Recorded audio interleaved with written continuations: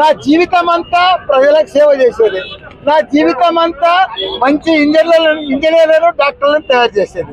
భగవంతుడు నాకు పెద్ద అదృష్టం ఇచ్చిండు, మంచి ఆశీర్వాదం ఇచ్చిండు.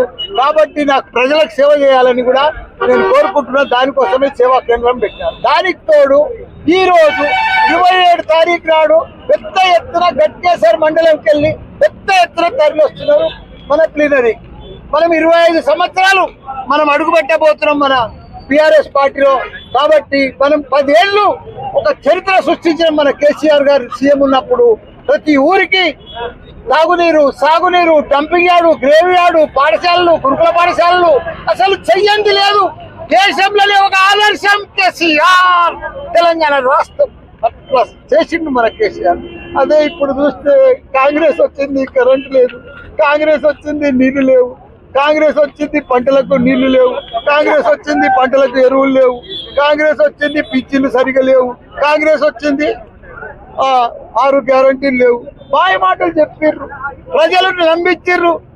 సంతకాలు స్టాంప్ పేపర్ల మీద సంతకాలు పెట్టించుకుర్రు.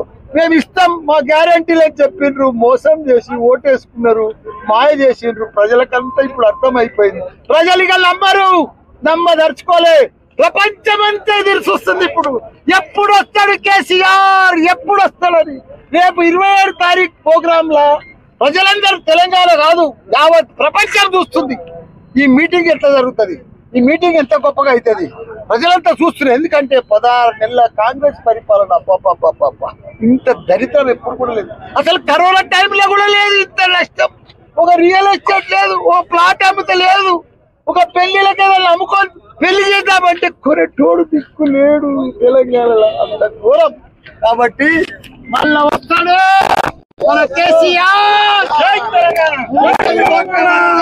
తప్పకుండా మన కేసీఆర్ వస్తాడు, గ్యారంటీగా గెలుస్తాడు, మళ్ళా ప్రపంచం చేస్తాడు, మళ్ళా రాష్ట్రం చేస్తాడు.